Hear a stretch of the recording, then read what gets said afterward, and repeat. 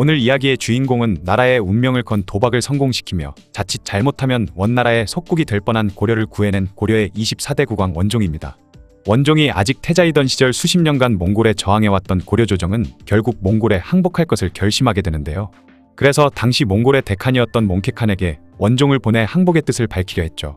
그런데 원종이 한창 몽골로 가던 도중 몽케칸이 갑작스럽게 세상을 떠나는 사건이 발생합니다. 몽케칸은 평소 자신이 아끼던 막내 동생인 아리크 부카를 후계자로 점찍어 두었기 때문에 그가 죽은 후 카라코룸에서 대칸을 선출하는 회의인 쿠릴타이가 열렸을 때 아리크 부카가 몽골 대귀족들의 지지를 받아 새로운 칸으로 즉위했죠.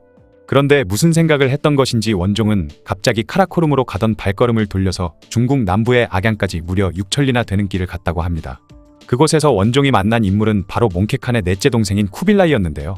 쿠빌라이는 원래 남송을 정벌하라는 명령을 받았지만 대칸의 명령보다는 자신의 뜻대로 부대를 움직이려다가 몽케칸에게 밉보이면서 차기 황제 자리에서 멀어진 인물이었죠. 그런데 원종은 그 당시까지만 해도 몽골의 황제가 될 가능성이 전혀 없어 보이던 쿠빌라이에게 고려의 운명을 건 베팅을 하게 됩니다. 원종을 만난 쿠빌라이는 고려가 자신을 지지한다는 말을 듣고 크게 기뻐하며 고려는 머나먼 곳에 있는 나라로 그 옛날 당태종이 직접 군사를 이끌고 정벌을 했음에도 굴복시키지 못한 곳인데 지금 그곳에 태자가 스스로 나를 지지하러 왔으니 이는 하늘의 뜻이다 라고 크게 기뻐하면서 원종을 후하게 대접했다고 합니다. 쿠빌라이의 입장에서는 고려 태자의 방문을 기뻐할 수밖에 없었던 것이 대칸의 자리를 놓고 동생 아리크부카와 격렬하게 대립하는 상황에서 수십 년간의 전쟁에도 몽골에 굴복하지 않았던 고려의 태자가 스스로 자신의 진영을 찾아와 제후국을 청했다는 사실은 그를 후계자 경쟁의 명분에서 크게 앞설 수 있게 만들어주기 때문인데요. 때마침 당시 고려의 국왕이던 고종이 세상을 떠나면서 고려 국왕의 자리가 비어있다는 소식이 들어오자 쿠빌라이는 태자를 국왕으로 책봉한 후 고려로 돌려보냈고 그 길로 태자는 고려로 돌아가 24대 국왕이 되었죠. 그리고 5년 후 쿠빌라이는 아리크 부카와의 긴 싸움에서 승리하며 몽골 제국 전체의 황제로 즉위를 하게 됩니다. 황제가 된 쿠빌라이는 사실상 후계자 경쟁에서 밀려나 있던 자신을 지지해준 고려의 고마운 마음이 컸던지 고려에 있는 몽골의 군대와 다루가치를 모두 철수시키고 고려는 몽골의 제후국으로서 국호와 사직을 보존해줄 것이며 의관과 풍속을 몽골식으로 고치지 않아도 좋다는 특혜를 내렸죠. 당시 몽골은 다른 국가를 멸망시키거나 아예 흡수해버리는 정책을 펼치고 있었는데 고려만은 예외라는 선언을 해버린 것입니다. 원나라의 초대 황제이자 몽골 제국의 제5대 대칸인 세조 쿠빌라이가 훗날 고려가 몽골의 속국이 되더라도 고유한 풍속을 고치지 않아도 된다는 선언을 해버리면서 후대의 원나라 대칸들도 함부로 고려를 건드릴 수가 없었다고 하는데요. 유교 문화권의 동양왕조에서는 선대군주의 제도나 유훈을 함부로 어겨서는 안 된다는 분위기가 매우 강했는데 그 중에서도 나라를 건국한 태조나 나라를 부흥시킨 세조처럼 왕조에서 중요한 군주들이 남긴 유훈은 절대 어길 수 없는 존재처럼 여겨졌기 때문이죠. 덕분에 고려는 원나라의 간섭을 받는 시기 동안에도 고유한 정체성을 유지할 수 있었습니다.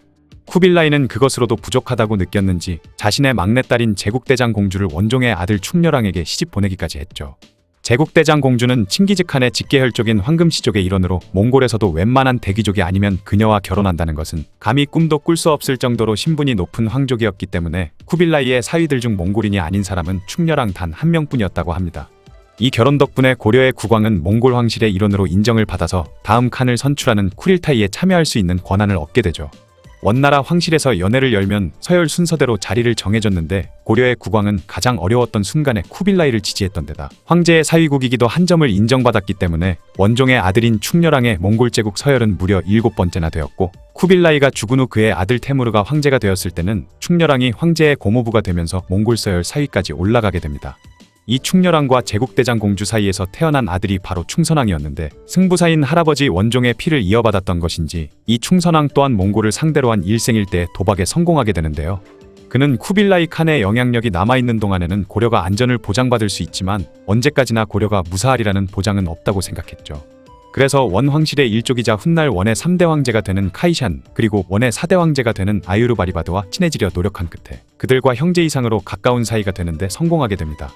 후계자가 없던 원나라의 2대 황제 테무르가 병으로 죽자 몽골의 황실은 또다시 치열한 황위 다툼에 들어갔는데 황제가 될 것으로 가장 유력한 후보는 바로 황후 블루칸과 좌승상 아쿠다이가 강력하게 지지하던 안서왕 아난다였죠. 심지어 충선왕의 아버지인 충렬왕도 아난다를 지지하고 있는 상황이었지만 충선왕은 끝까지 형제처럼 지내던 카이샨과 아유르바리바드를 지지했다고 합니다. 그런데 놀랍게도 고려의 이 두 번째 도박 또한 성공적으로 끝나게 되었죠. 치열한 경쟁 끝에 카이샨의 세력이 최후의 승리를 거둔 것인데요. 쿠빌라이가 원종에게 그랬듯 카이샨 또한 어려운 시기에 자신을 지지해준 충선왕을 무한 신뢰하게 되면서 그에게 직접 반대 세력을 숙청하는 일을 맡길 정도였다고 합니다. 이후 카이샨은 원의 3대 황제인 무종이 되었고, 무종이 즉위한 지 4년 만에 30세의 나이로 사망하자 아유르바리바드가 4대 황제인 인종으로 즉위하게 되죠.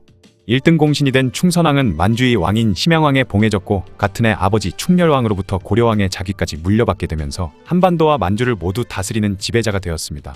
원종과 충선왕 모두 급변하는 정세에 맞춰 적극적으로 행동하면서 비록 고려의 멸망이라는 거대한 시대의 흐름까지는 막지는 못했지만 어떻게든 최악의 상황만은 피하게 만들었다는 점에서 보면 무기력하게 나라를 망하게 만든 다른 군주들과는 비교가 되는 것 같네요.